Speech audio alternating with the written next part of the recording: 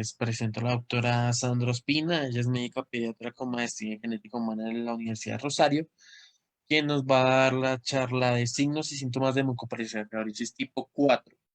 Doctora Sandra, bienvenida, muchas gracias por estar acá. Muy buenas tardes para todos. Muchas gracias por la invitación. Eh, bueno, vamos, dame un segundito.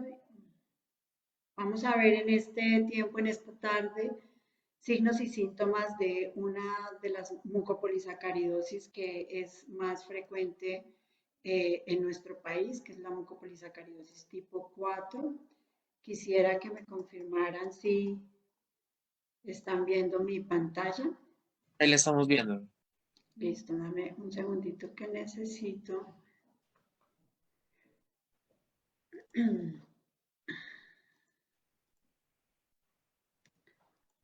Con la tecnología.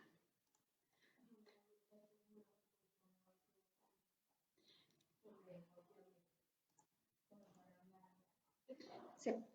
Denme un segundito que voy a presentar un pequeño video y para compartir de una vez el audio. No veo dónde están los punticos. Acá compartir, no, porque es compartir pantalla. ¿Dónde comparto el audio?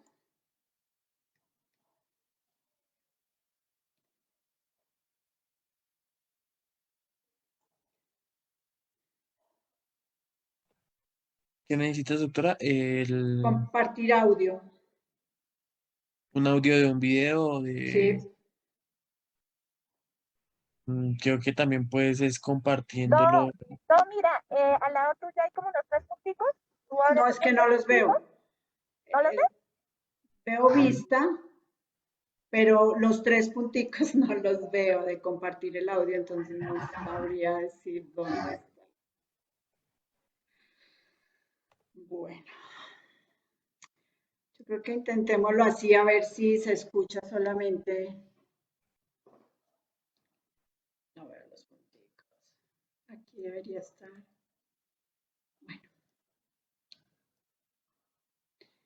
Bueno, listo. Entonces, como les comentaba en esta charla, vamos, ahora aquí ya lo vi.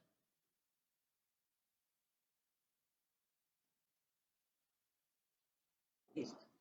En esta charla lo que vamos es a ver los signos y síntomas de la mucopolisacaridosis tipo 4 o síndrome de Morquio, que es una de las mucopolisacaridosis más frecuentes en nuestro país. Entonces, para iniciar mi declaración de conflictos de interés, no tengo conflictos de interés con respecto a esta charla porque no tengo ninguna relación comercial con la industria, pero recibo honorarios para esta presentación de BioMarin. No vamos a discutir ningún aspecto comercial y pues he sido conferencista para varias compañías farmacéuticas y también para varias asociaciones de pacientes. Entonces vamos a iniciar con, en nuestra charla vamos a ver este contenido, introducción, generalidades, historia, fisiopatología, aspectos generales de la enfermedad, signos y síntomas por sistemas y las conclusiones. Entonces vamos a iniciar con este videíto. Las enfermedades de depósito lisosomal son un grupo de enfermedades heterogéneas.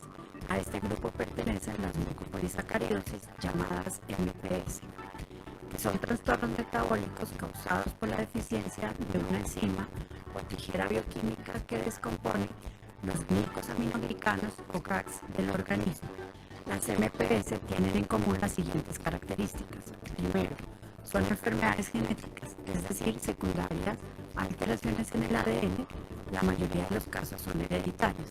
Segundo, son de carácter regenerativo, haciendo referencia a que la acumulación de los GAGs directa o indirectamente causa un daño progresivo en las células, los tejidos y diversos sistemas del organismo. Tercero, este compromiso es progresivo, dando como resultado morbilidad severa y esperanza de vida reducida. Cuarto, tienen un compromiso multisistémico porque afectan al sistema esquelético, el sistema nervioso central y periférico. Puede haber compromiso visual, auditivo, compromiso cardiovascular y respiratorio, entre otros. Y quinto, son enfermedades debilitantes, ya que el compromiso de diferentes sistemas puede causar limitación funcional, inclusive perder la capacidad de caminar o ser independiente en el autocuidado. Esto finalmente lleva a una elevada morbimortalidad por las complicaciones de la enfermedad. Es por esto por lo que el paciente debe tener un manejo integral asociado a la terapia de reemplazo enzimático para aquellas MPS que tienen un tratamiento específico. Se recomienda para este grupo de pacientes que se debe mantener la adherencia, es decir, cumplir con las indicaciones del tratamiento. Esto incluye la continuidad en las infusiones para garantizar los resultados propuestos, esperar una lenta progresión de la enfermedad y disminuir las complicaciones.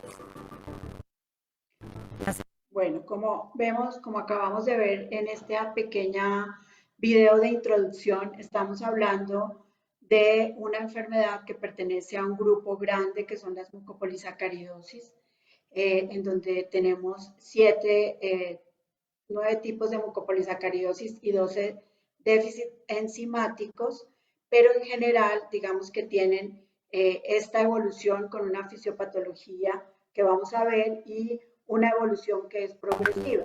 Cuando hacemos referencia específicamente a la MPS tipo 4, estamos hablando de el síndrome de Morquio, que como hablamos es una enfermedad metabólica, es una enfermedad lisosomal y también, como vimos, es una enfermedad hereditaria.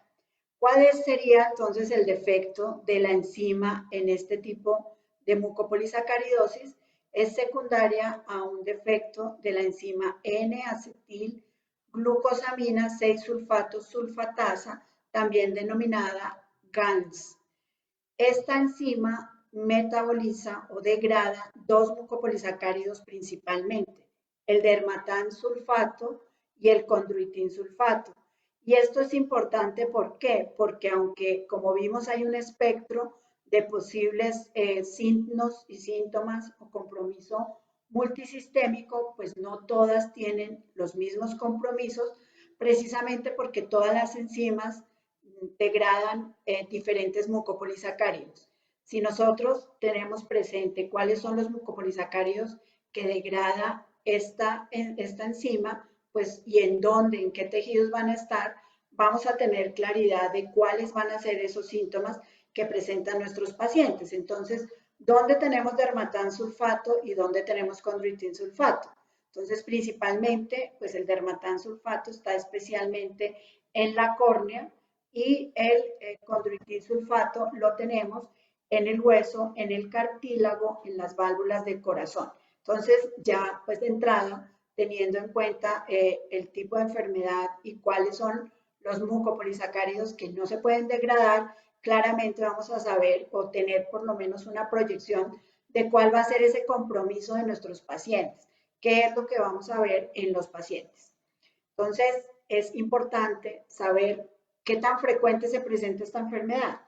En cuanto a la epidemiología, sabemos que la prevalencia es de 1 por 76.000 a 640.000 nacimientos. Estamos hablando de una prevalencia bastante amplia y oscila de un caso por cada 201.000 nacimientos en Australia a un caso por cada 500.000 nacimientos en Japón.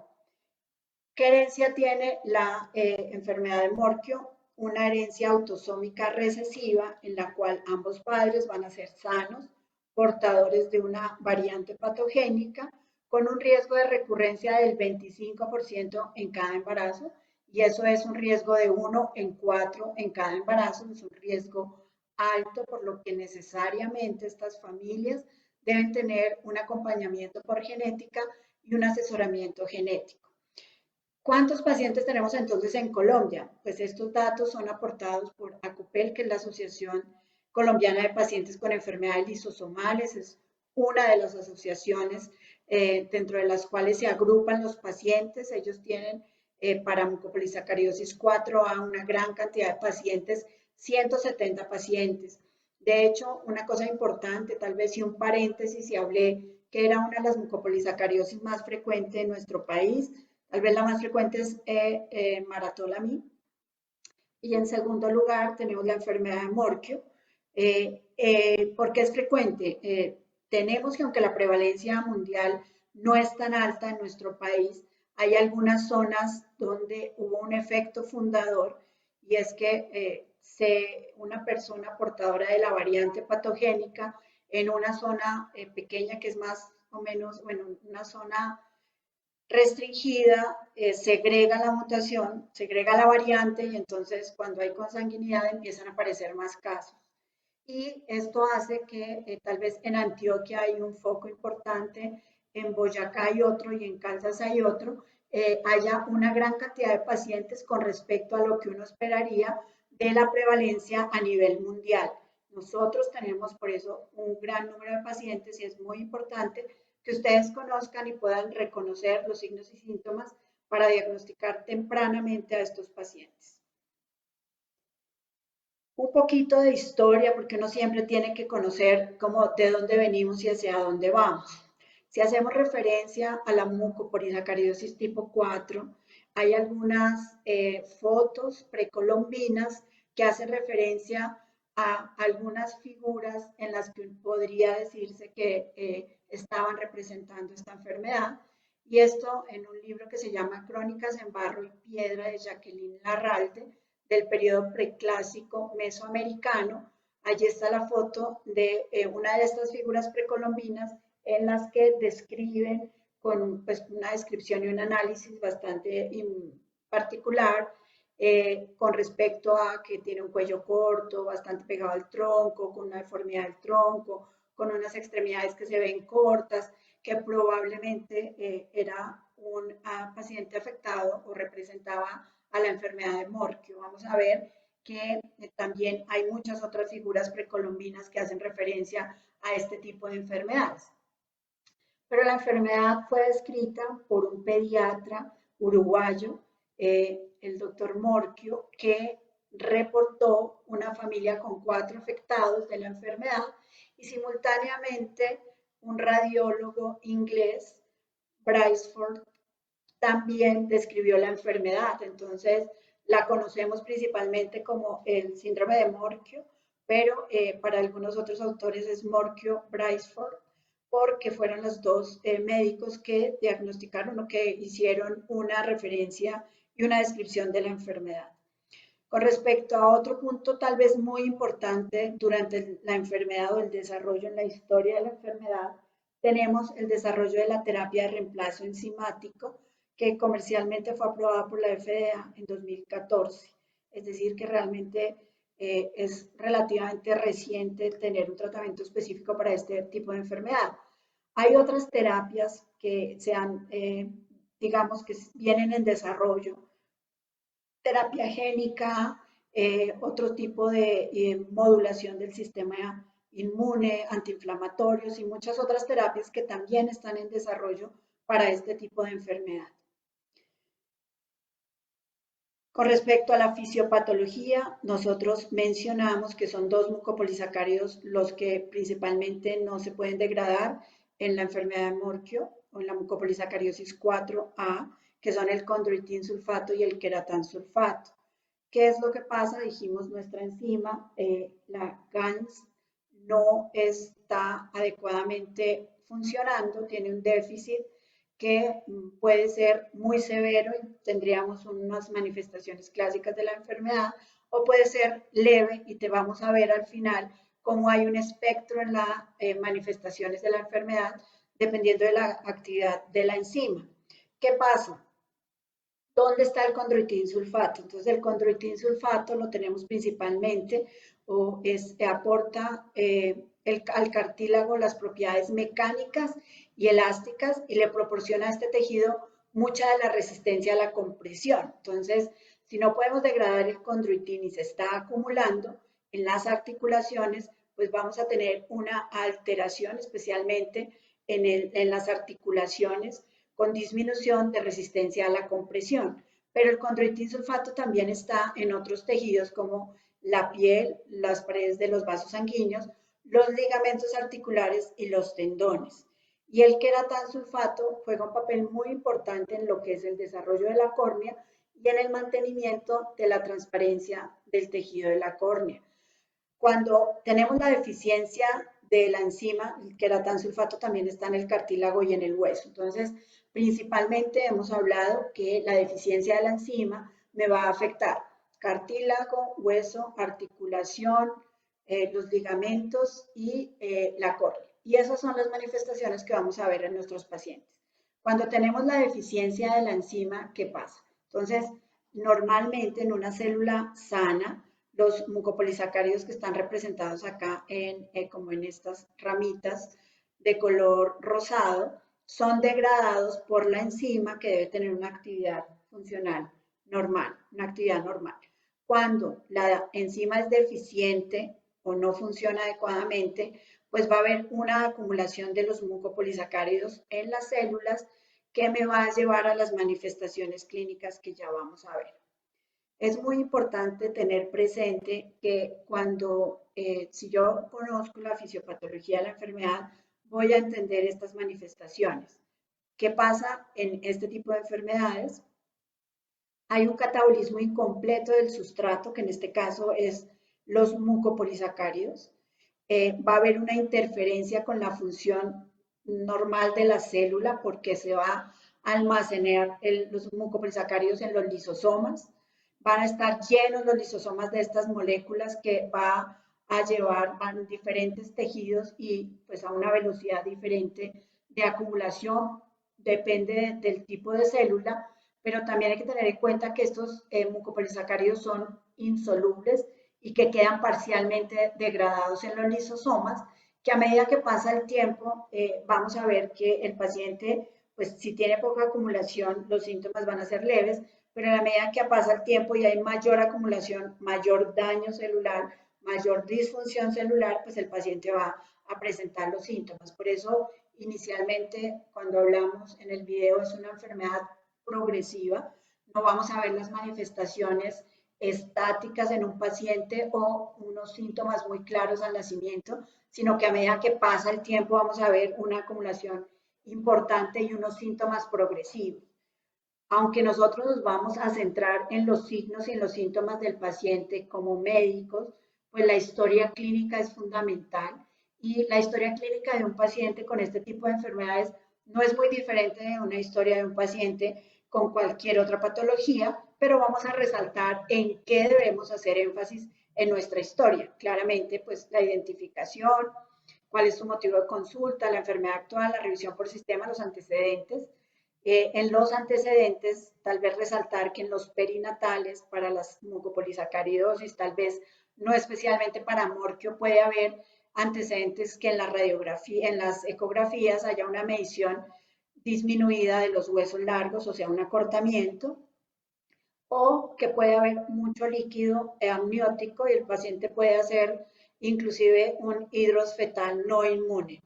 En los antecedentes patológicos también va a ser muy importante tener presente en este tipo de enfermedades los antecedentes de infecciones de vías respiratorias superiores, tal vez va a ser de los síntomas más importantes, otitis recurrentes, amigdalitis, porque son secundarias a la acumulación de estas sustancias en el sistema respiratorio. Cirugías, muchos pacientes con mucopolisacaridosis tienen cirugías recurrentes, principalmente herniorragias, que van a ser recidivantes, y alteraciones en la cadera o cirugías de displasia de cadera, que el paciente fue operado, pero queda con una lesión residual que inclusive pueda necesitar más cirugías. En cuanto al resto de los antecedentes familiares, muy importante para yo tener claridad con respecto a la posibilidad de una enfermedad hereditaria y el riesgo en la familia, tengo que preguntar 3 generaciones para tener claridad realmente si pues, estamos hablando de una enfermedad que pueda tener un patrón de herencia que yo pueda identificar o inclusive que sea genética. Dentro de la identificación de los padres, ver si tienen apellidos en común o si tienen algún grado de consanguinidad, estamos hablando que tiene una herencia autosómica recesiva en que los papás van a ser sanos, pero portadores de la variante patogénica que aumenta el riesgo de tener un hijo afectado. Y muy en cuenta todos los estudios. Cuando yo haga el examen, un examen cefalocaudal, para que no pues, me quede ningún sistema sin revisar, y nuestra impresión diagnóstica y nuestro plan.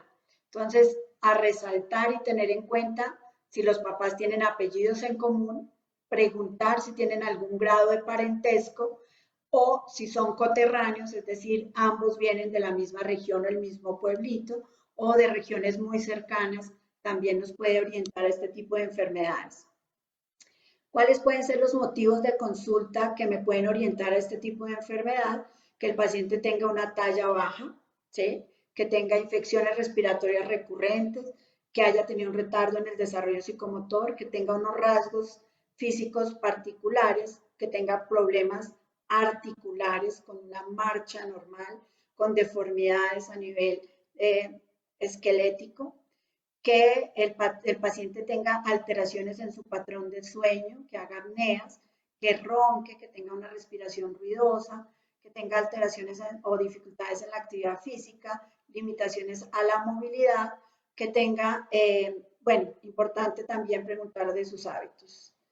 Cuando yo ya tengo entonces a mi paciente, le hice la historia clínica, lo estoy evaluando, vamos a decir, mi paciente viene por talla baja, puede ser uno de los motivos más importantes de consulta. Entonces, en el aspecto general, bueno, desafortunadamente, bueno, aquí no podemos interactuar, pero sería bastante valioso si alguien pudiera describir qué ven estos pacientes. Pues además de tener una talla baja, nosotros vamos a ver en el aspecto general otras cosas que van a llamar la atención. Entonces, si ustedes ven, el paciente tiene un cuello muy corto, esta es la foto de un paciente adulto, donde vemos pues, que tiene talla baja, ¿cierto? Un cuello muy corto. En esta foto tenemos 4 pacientes, ellos 3 tienen mucopolisacaridosis 4 y él tiene mucopolisacaridosis 6. Si podemos comparar, pues él tiene un cuello que es normal, ¿cierto? Pero en esta pacientica el cuello realmente prácticamente no se diferencia del tronco, entonces voy a ver un cuello muy corto. ¿Qué otras cosas pueden ver allí? Ustedes pueden ver que hay unas alteraciones, ¿cierto? Una deformidad en las piernas, entonces hay genu o algo, ¿sí?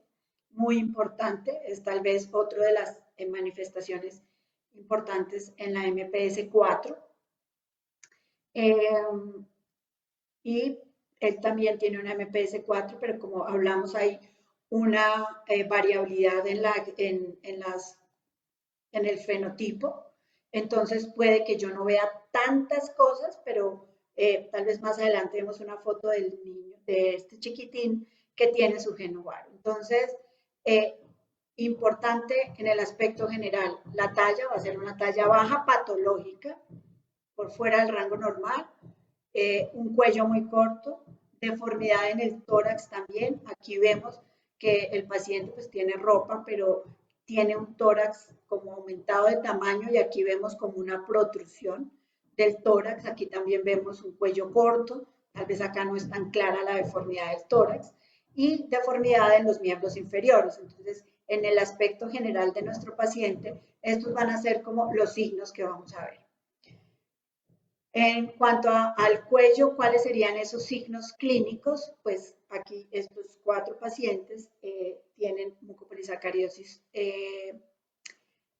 Aquí es 6 y aquí tengo 2 pacientes 4, donde vamos a ver que efectivamente el cuello en la mucopolisacaridosis 4 es un cuello anormalmente corto.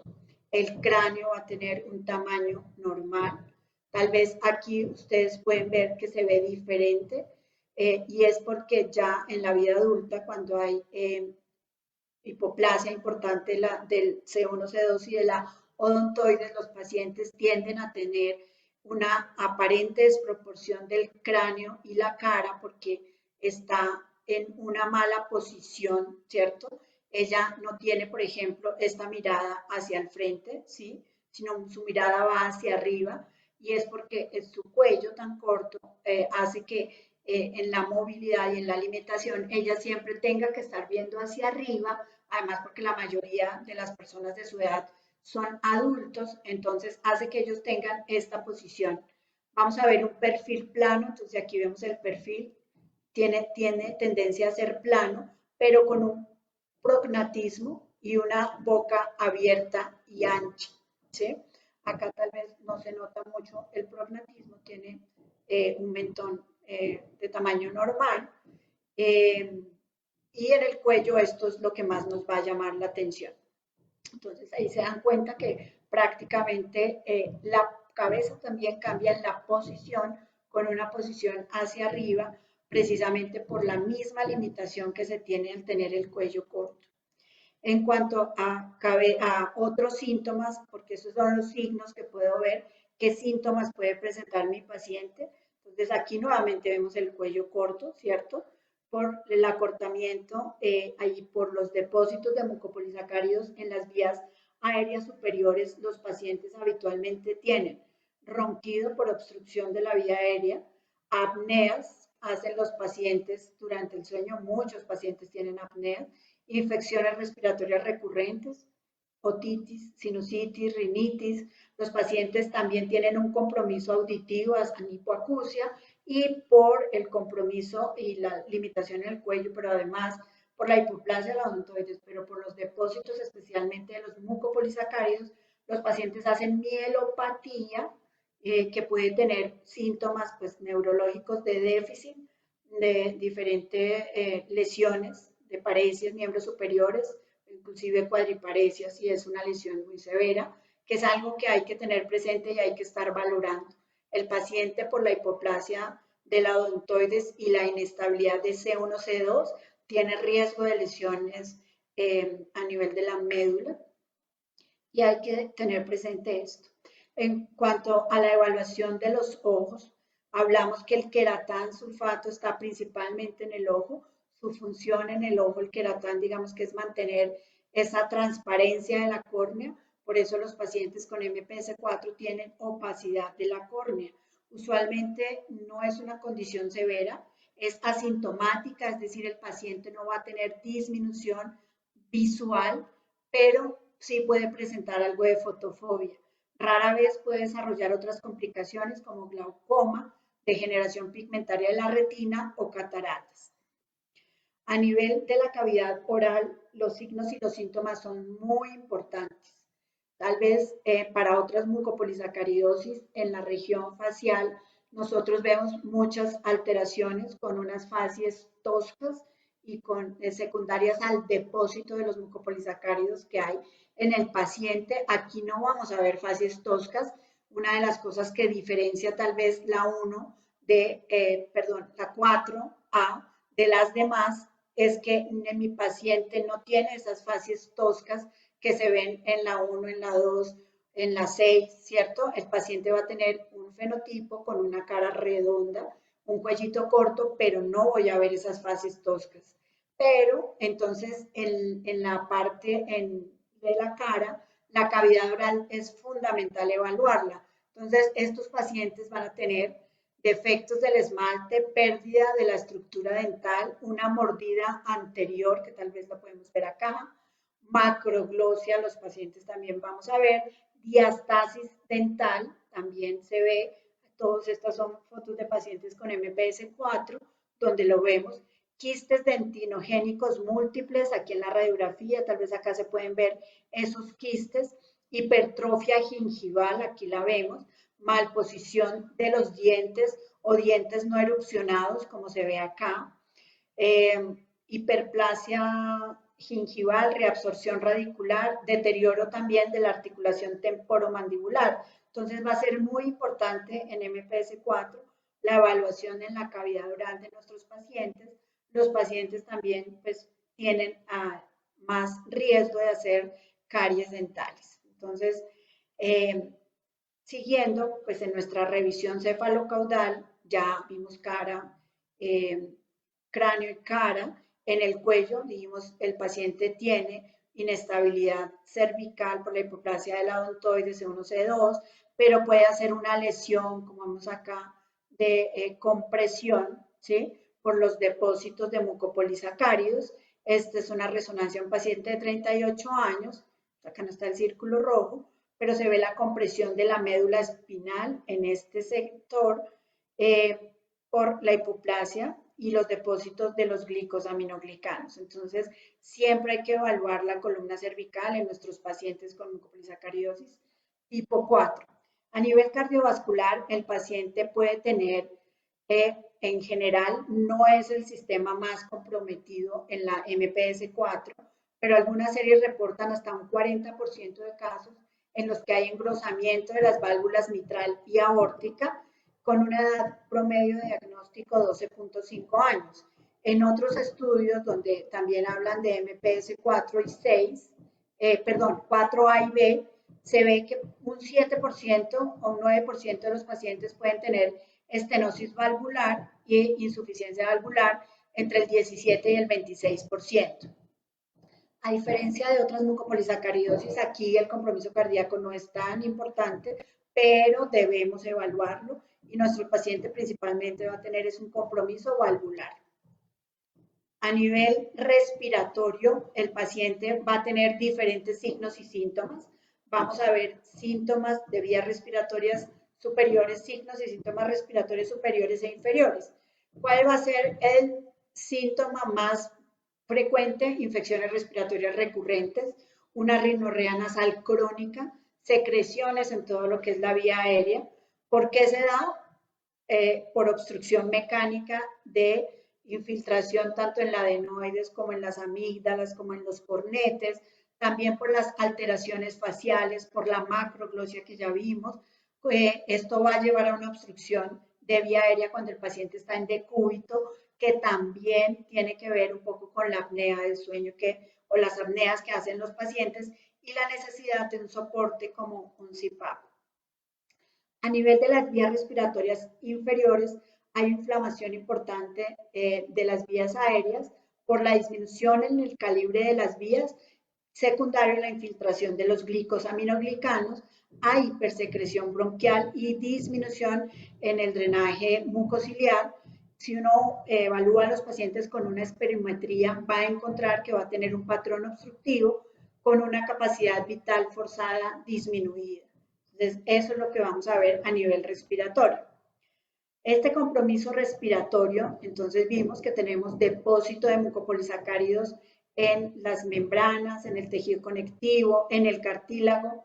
Esto va a ver que haya macroglosia, aumento del adenoides, de las cuerdas vocales, hipertrofia. Algunos pacientes van a tener anormalidades traqueobronquiales, pueden tener anormalidades a nivel torácico del cuello. La deformidad del tórax también va a contribuir un poco a ese patrón restrictivo y un maxilar inferior que es más grande. Entonces, esto me va a llevar a obstrucción de la vía aérea, también me va a llevar a alteraciones o infecciones respiratorias crónicas. Se vuelve un círculo vicioso en la obstrucción de las vías, aumento de las secreciones y infecciones crónicas, que finalmente también, digamos, me va a llevar la mala posición del cuello que ya vimos, la apnea del sueño, obstrucciones respiratorias, acortamiento o respiraciones cortas. Entonces es importante evaluar la vía respiratoria, que no solamente tiene que ver con los depósitos de los mucopolisacáridos, sino con unas alteraciones anatómicas a nivel de vía respiratoria superior y vía respiratoria inferior. ¿Qué pasa a nivel del crecimiento? Vimos que los mucopolisacáridos condroitin y dermatansulfato están en el hueso y por eso son nuestro principal compromiso. Entonces vamos a ver, o se ha demostrado que hay depósito de los glicosaminoglicanos en las placas de crecimiento. Hay un defecto de la osificación endocondral por inhibición de diferentes proteasas como la colagenasa, la catepsina K, acumulación de heparan, también hay dermatansulfato. Anormalidades en el cartílago, en un hueso que está en desarrollo, disminución en la producción de los condrocitos y hay una osteopenia con disminución en el volumen del hueso trabecular. Todo esto pues me va a llevar a que finalmente se afecte la parte ósea, como ya hemos visto y vamos a ver en las radiografías. A nivel abdominal, los pacientes con frecuencia tienen hernia umbilical y les mencioné que habitualmente son hernias recidivantes, no son grandes defectos de la pared, pero que debemos evaluar y mirar en los pacientes. Podemos ver un abdomen prominente, tal vez en la MPC4 no hay tanta organomegalia, o sea, hepatomegalia, como en otras mucopolisacaridosis, pero sí el paciente va a verse un abdomen prominente no solamente por el aumento del tamaño del hígado, sino por la deformidad y el acortamiento del tórax. Aquí sí pueden ver que hay un pectum carinatum en este paciente. Ese compromiso óseo del que hablamos previamente me va a llevar a unas alteraciones en el crecimiento y ese va a ser uno de los signos clínicos más importantes en mi paciente, la talla baja. Entonces, estas son las gráficas que se han desarrollado para pacientes con morquio, donde vemos en la línea negra sería como el percentil 3 de un paciente que no tiene morquio, y en las líneas que están continuas vemos la distribución de la talla de los pacientes que tienen la enfermedad de Morquio. Es decir, la mayoría van a estar por debajo de nuestro percentil 3 o menos 2 del Z-score, con tallas bajas francamente patológicas. En cuanto a la velocidad de crecimiento, también vamos a ver que el paciente, igual que cualquier otro niño, va a tener una velocidad de crecimiento importante en los primeros 2 años, pero después va a disminuir y siempre va a estar muy por debajo de lo que esperaríamos para un niño de su edad. Aquí vemos una tabla de crecimiento de un paciente reportado en Japón que se le inició terapia de reemplazo muy temprano. La mayoría de estos pacientes los 2 primeros años va a tener un crecimiento normal y ustedes van a ver en las curvas de crecimiento una estatura que va bien, pero en general a partir de los 2 años la estatura se va a estancar y se va a salir de la curva. Pasa es que aquí el paciente fue intervenido con terapia y eso hizo que más o menos mantuviera muy cercano a las menos 2 desviaciones estándar su estatura, pero que uno esperaría que tal vez se alejara mucho más. Aquí vemos que está muy por debajo esa curva de crecimiento, por eso aquí la talla baja es realmente una talla baja patológica. Aquí tenemos un paciente con MPS4, es un paciente hermano de otro de los niños que vimos previamente, que fue diagnosticado. ¿Por qué? Pues porque su hermano fue diagnosticado, tenía el diagnóstico, al paciente se le hizo o se le inició tratamiento muy temprano, ha mantenido en general un crecimiento y una talla que aunque está por debajo, pues está casi que más alto que el hermanito, y no le vemos mayores deformidades. Miren que aquí el cuello no se ve tan corto, ¿cierto? Pero sí vemos, y les decía yo que íbamos a ver como esa deformidad de las piernas del geno valgo. Entonces, los primeros signos clínicos que yo puedo ver también pueden ser trastornos en la marcha, con una posición anormal de las piernas, algo de deformidad de la caja torácica, y después de los 2 años, un crecimiento lento. Aquí tal vez de las fotos clásicas de pacientes, con un paciente con morquio, donde vemos su carita redonda, su cuello corto, con un gran compromiso esquelético. De hecho, en general la enfermedad de morquio tiene una disostosis múltiple, llamamos, cuando hay compromiso general o de huesos largos, de huesos cortos. Entonces aquí vemos la deformidad del tórax carinatum con un acortamiento del tórax, vemos la prominencia del abdomen, vemos la hernia umbilical. Y alcanzamos a ver un poco ese acortamiento de las extremidades, acá con una deformidad que tiene en los miembros superiores y deformidad en los miembros inferiores. Es el hermanito del niño previo, donde vemos ese pectum carinatum que no es tan marcado como este paciente. Él recibe tratamiento temprano, su hermano mucho más temprano, él no tiene la deformidad del tórax, o sea que la intervención temprana sí modifica la evolución. Otro de los signos clínicos que podemos ver es esa cifosis lumbosacra, ¿cierto? Donde gifosis o cifosis, que se ve temprano. De hecho, muchas mamás lo identifican en los primeros meses, notan esa deformidad en los niños, y esa deformidad se ve secundaria a una alteración de la columna vertebral entre L1 y L2, donde se ve un aplanamiento que lleva a que se dé esta cifosis de forma muy temprana y es otro signo. A nivel radiológico, estas son las radiografías de ese bebé que fue reportado, que inició terapia a los 24 meses. Entonces vamos a ver, aquí se ve en las radiografías la deformidad o la cifosis, que es secundaria a, como dijimos, una alteración en las vértebras lumbares.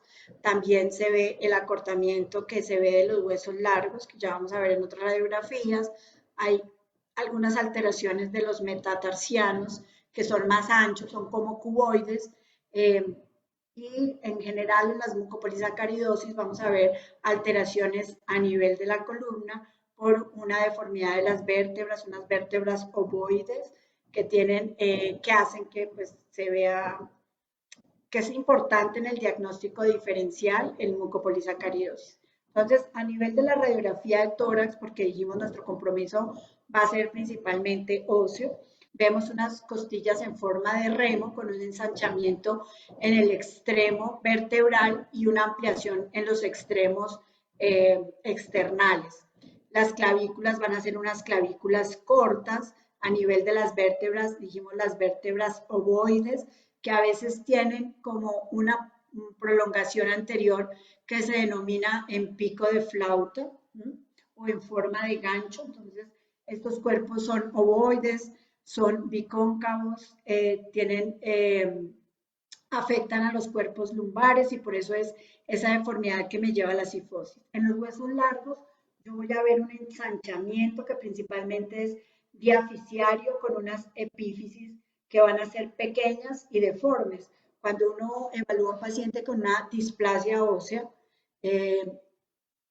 evalúa si el compromiso es diaficiario, metafisiario o epifisiario para poderlo clasificar. Entonces, en las mucopolisacaridosis vamos a ver que en las otras pues no se ve frecuentemente ese ensanchamiento de las diáfisis de los huesos largos. ¿Cómo se ve todo ese compromiso radiológico? Entonces, aquí lo vamos a ver en el paciente. Entonces, vamos a ver la deformidad del tórax, un tórax carinatum, ¿cierto? Vamos a ver a nivel lumbar la cifoescoliosis que también hacen los pacientes. Vamos a ver aquí, bueno, una frente prominente, el cuello corto. Aquí vemos el genu valgum que hacen los pacientes. Entonces, es como las rodillas juntas, los pies apartados. Tal vez en los brazos, aquí no se ve tanto en ese paciente el acortamiento o el ensanchamiento de los huesos largos, pero definitivamente cuando miramos en las curvas de crecimiento vemos que nuestro paciente tiene una talla baja patológica. Y otra cosa que debemos evaluar cuando evaluamos talla baja es si es simétrica o asimétrica. Y eso se hace midiendo la envergadura y midiendo el segmento inferior, que claramente pues aquí es una talla baja, un poco asimétrica, por ese acortamiento del tórax. Eso pues afecta la simetría. Mire, aquí vemos la cifoescoliosis del paciente que se ve por la alteración de la columna lumbar. Otras radiografías, nuevamente, en el cráneo, pues no vamos a ver unas alteraciones muy importantes. En la columna cervical es muy importante evaluarla. Acuérdense en la hipoplasia de la odontoides con la inestabilidad de C1, C2, pero además aquí los cuerpos vertebrales se ven aplanados, ¿cierto? A nivel de los huesos largos, aquí hay deformidad. En la mucopolisacaridosis, como vamos a ver, 4 tiene una particularidad. En las otras, la mayoría de los pacientes lo que tienen es contracturas o rigidez articular. Aquí lo que hay es hiperlaxitud articular que puede llevar a que haya estas deformidades que vemos a nivel de la muñeca, inclusive con algo que se llama deformidad de Madelung. Aquí vemos nuestro tórax que se ve más corto con ese, digamos que adelgazamiento de las costillas, de los huesos costales, el acortamiento de la clavícula y clave, la radiografía de cadera. Todos los pacientes tienen displasia de cadera, una displasia recidivante. Ustedes aquí ven un ilíaco como hipoplásico. Dijimos que los huesos, las epífisis son irregulares, entonces vemos irregularidad, una una cadera que se ve plana, ¿cierto? Entonces va a ser muy importante la evaluación en nuestros pacientes con MPS 4. En cuanto a miembros superiores en los brazos, vamos a ver una hipoplasia de las epífisis en el cúbito y en el radio, por eso se ven más cortos, que me lleva a ver como esa deformidad del antebrazo con una deformidad o una hiperlaxitud en las manos. Mire, el paciente pues realmente puede hacer esto. Acá vemos otro paciente con esa laxitud y con esa pues deformidad que se ve. En los huesos de las manos vemos un acortamiento de los metacarpianos, aunque no es tan, digamos, evidente en general en el morquio, porque aquí realmente los huesos de las manos realmente están normales, pero lo que va a ser más llamativo es esa hipermovilidad articular y alguna deformidad que se ve en la muñeca por el mismo acortamiento o la hipoplasia en el cúbito y en el radio. A nivel del miembro inferior, pues aquí es varios casos de mucopolisacaridosis 4, donde vemos que el genu valgo es lo más importante en los pacientes, ¿cierto? Es lo más llamativo, aunque aquí hay otros pacientes que no tienen la deformidad, ¿sí? Son algunos casos leves, pero para la forma, digamos que clásica, severa, se va a ver esta deformidad. La forma intermedia no es tan notoria y la forma pues leve no vamos a ver la deformidad. En resumen, ¿cuáles entonces son las manifestaciones clínicas del paciente con MPS 4 de forma cefalocaudal? Entonces a nivel facial vamos a ver un perfil plano, prognatismo, una boca abierta, macroglosia, dientes espaciados, hipoplasia del esmalte dental. A nivel de los ojos, la opacidad de la córnea, que es algo difuso, pero adicionalmente no va a afectar la visión. A nivel auditivo, el paciente tiene hipoacusia, hay que evaluar la parte auditiva, su cuello corto con su limitación al movimiento y hay que evaluar la estabilidad del cuello. A nivel cardiovascular, la disfunción de la válvula. A nivel respiratorio, apneas obstructivas del sueño hacen los pacientes, por lo tanto debemos hacer evaluación respiratoria, pero recordemos que también hay un patrón restrictivo en el paciente que tiene que evaluarse. Y en los huesos largos es donde vamos a mantener la mayor cantidad de manifestaciones: talla corta, hipoplasia del odontoide, spectrum carinatum, cifoescoliosis, deformidad de las muñecas y de los hombros, laxitud articular, el genu valgo y dificultades para caminar. Y en la radiografía un aplanamiento de la cabeza del fémur. A nivel visceral puede haber algo de hepatomegalia y digamos aumento del perímetro abdominal, pero pues no es lo más frecuente. Y a nivel neurológico los pacientes no tienen compromiso cognitivo, es decir, su inteligencia es normal, y lo que vamos a encontrar son alteraciones que son secundarias a la inestabilidad cervical, a la mielopatía o a esa lesión medular que puede darse por el mismo compromiso o la inestabilidad cervical. En cuanto a la evolución del fenotipo, pues en MPS 4 tenemos un espectro. Ustedes vieron algunas fotos de pacientes con formas severas, formas intermedias, formas leves. Aquí tenemos la evolución o el fenotipo de un paciente, que aquí, si uno ve al paciente pequeño, pues realmente no es que claramente uno pueda decir tiene una enfermedad o un síndrome de mucopolisacaridosis 4A, ¿cierto? No tiene el cuello corto, no tiene unos rasgos físicos muy particulares, pero a medida que fue creciendo el paciente, pues una talla baja, ¿cierto? Un cuello corto, es un paciente que tiene intervención con tratamiento y con terapia, y pues esta es su vida de adulto, donde comparado pues con la paciente que vimos en la primera foto, tiene como se ve que es, el cuello no es tan corto, ¿cierto?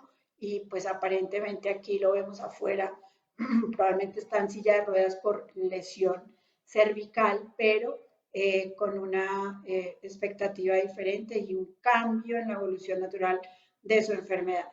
Ya para terminar, solo recordar que cuando hablamos de mucopolisacaridosis estamos hablando de un grupo grande de enfermedades donde tenemos 7 tipos y 11 deficiencias enzimáticas conocidas, de pacientes con fenotipos que son muy leves, 4A, fenotipos más marcados o más reconocibles, MPS 6, que nuestra mucopolisacaridosis 4A. Yo tengo un compromiso multisistémico, pero especialmente es óseo, cartílago, piel y corazón, son los órganos más importantes, odontológico también, y tengo una talla baja, desproporcionada, con unas deformidades en las extremidades, con un cuello bastante corto y una inteligencia normal.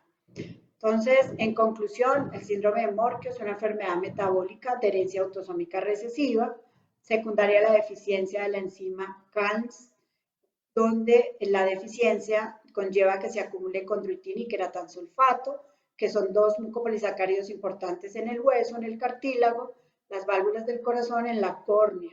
¿Qué encuentro en el paciente? Talla baja patológica, deformidades óseas, hiperlaxitud articular, opacidad corneal sin compromiso visual, es decir, no hay una pérdida visual. Importante, a nivel del corazón, engrosamiento valvular, a nivel respiratorio, obstrucción de vías respiratorias y apneas de sueño, a nivel auditivo, hipoacusia, y el sistema nervioso central y periférico principalmente, el compromiso es mielopatía, no hay compromiso cognitivo, y vamos a ver que hay una variabilidad fenotípica. Entonces, yo los invito de forma pues importante a que hagan estas tres cosas. Sospechen con estos signos y síntomas que pueden tener un paciente con esta patología. Adicionalmente, porque estamos en Colombia, donde hay una mayor prevalencia de la enfermedad, por esto que ya hablamos de esos efectos fundadores. Evalúe al paciente, evalúelo de forma sistemática, como mencionamos, cefalocaudal, especialmente haciendo énfasis en el compromiso óseo, que es el más llamativo, ocular, mirar la cavidad oral de los pacientes. Habitualmente los médicos pues evaluamos, digamos, las amígdalas, pero pocas veces describimos el compromiso odontológico, y aquí es muy importante conocerlo. Y confirme, para confirmar, pues tengo que sospecharlo, hacer todos estos estudios radiológicos y puedo hacer la confirmación de la enfermedad midiendo la actividad de la enzima, pero pues esta charla estaba enfocada a reconocer estos signos y síntomas de la enfermedad, y espero pues que haya sido, que sea de utilidad para ustedes en un futuro en su ejercicio diario para poder reconocer la enfermedad. Muchas gracias. Doctora Sandra, muchas gracias por la charla. Muy importante es reconocer pues, los distintos más importantes de esta enfermedad y cuáles son las diferencias con sus patologías hermanas dentro de ese grupo de mucopolisaccariosis. También es una enfermedad que cada vez los especialistas de diferentes áreas deben ir reconociendo, porque estos pacientes también van avanzando en edad y también se les debe realizar ciertos seguimientos. Estoy recibiendo pues buenos mensajes, excelente participación. Si tienen alguna pregunta, pueden escribirla en el chat para Bueno, realizarla. acá están haciendo una anotación muy importante, la evaluación de los mucopolisacáridos En en orina. orina, sí. Digamos que en el esquema diagnóstico de la enfermedad, lo que uno debería hacer cuando sospecha la enfermedad, y ya estoy dirigido a que es una mucopolisacaridosis y no es cualquier otra displasia ósea, mi primer examen idealmente debe ser la cuantificación de los mucopolisacáridos en orina. Y ese es un examen súper importante porque me va a permitir determinar la cuantificación y la cromatografía. Me va a decir realmente cuáles son esos mucopolisacáridos que el paciente está excretando, y voy a poder hacer una solicitud enzimática dirigida.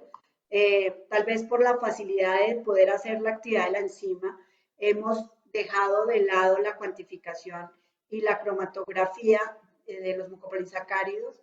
Y digamos que para una persona que no tiene experiencia en definir el fenotipo de las diferentes mucopolisacaridosis y de pronto solo tiene contacto o conoce para hacer el estudio de la 1 y resulta que le sale negativo, pues obviamente no puede descartar que sea una mucopolisacaridosis porque tendría que haber medido las demás enzimas. Entonces, tal vez sí es una reflexión importante para que pidamos mucopolisacáridos en orina y cromatografía de los mucopolisacáridos para poder saber mi paciente que excreta condroitin queratán, queratán dermatán, dermatán heparán, y así me puede orientar al tipo de MPS. Eso sería lo ideal.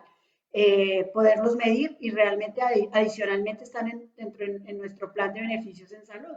Entonces los podemos y los debemos pedir dentro de lo que es el esquema diagnóstico del paciente. Inclusive podemos pues hacer las dos cosas simultáneas, pedir los mucopolisacáridos y la cromatografía y la actividad de la enzima de la mucopolisacaridosis que clínicamente yo considere que puede ser, pero si me sale negativo, seguramente me va a orientar mucho qué es lo que debo, el siguiente paso en el diagnóstico. Entonces sí es muy importante. Hay otra pregunta que dice, ¿cuál es el avance en el conocimiento de la mucopolisacaridosis tipo 4 tipo C, ¿verdad? Mucopolisacaridosis 4 tipo C, o sigue siendo un diagnóstico no confirmado?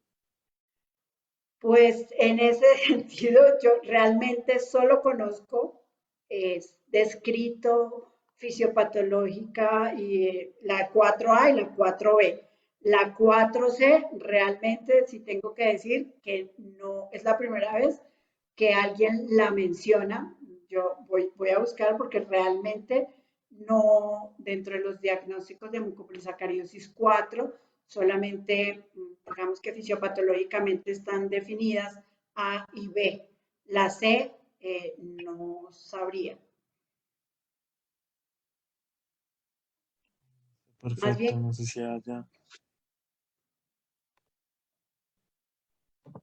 si haya más preguntas. Voy a ir eh, colocando. más bien fue la doctora Orieta la que hizo mención, más bien que nos cuente de la C, porque no lo Sí, tengo así como en el panorama. En OMIN existe. Bueno, vamos a ver la C, cuál será la enzima, pero pues realmente no la tengo así como dentro de las mucopolis. Yo no la conozco, me toca estudiar la Orieta. sí, nos colocó tarea. Ya estoy enviando el link de la encuesta de la charla a los grupos de WhatsApp y al link del Zoom, el chat del Zoom. Pues, doctora Sandra, felicitaciones por la presentación, excelente. También hay estados súper positivos de las imágenes, súper didácticas. También, pues aprovecho, de paso para los participantes que se pueden inscribir y participar del Congreso Internacional Colombiano de Genética, aprovechando. Claro que sí, muy invitados al Congreso Nacional Internacional de Genética de la Asociación Colombiana de Genética Humana, que este año lo hacen en asocio con Confamiliar, va a estar muy bueno, los invitamos a que se unan y que puedan participar en todas las conferencias que van a estar bastante buenas de todos los campos, no solamente la parte clínica, sino para los que les gusta investigación también. Podemos allí ver la exposición de todos los trabajos de los grupos colombianos que hacen investigación y los grupos de genética en las diferentes áreas. La Muchas gracias a ustedes. información del Congreso pues, es en la página de la Asociación Colombiana de Genética Humana, la pueden conseguir ahí. Por internet pueden colocar Asociación Colombiana de Genética Humana y ahí está la información del Congreso. Pueden enviar los trabajos, hay plazo hasta el 30 de agosto para enviar trabajos. Va a ser en octubre, si no estoy mal. Sí, señor. Virtual también. Va a estar muy buena. Bueno, gracias, doctora Sandra, de nuevo. A ustedes, muchas Gracias. gracias también por la invitación. Un Bueno, abrazo ya, para todos. Feliz un tarde. abrazo. Ya con esta charla hemos finalizado el primer día de nuestro simposio. Eh, Agradezco enormemente la participación de todos ustedes. Han estado súper atentos a todo, participando pues activamente en el chat. Están muy pendientes también de las charlas. Espero haya sido de su agrado el primer día de errores y natos de metabolismo de este simposio. De nuevo, quiero agradecer a Gina, a la Asociación Colombiana de Pacientes de Errores y Natos de Metabolismo, por el apoyo tan grande de este simposio, la Asociación de FECODER, la participación pues, de la Asociación de San Filipo, importantísima y que la apreciamos bastante.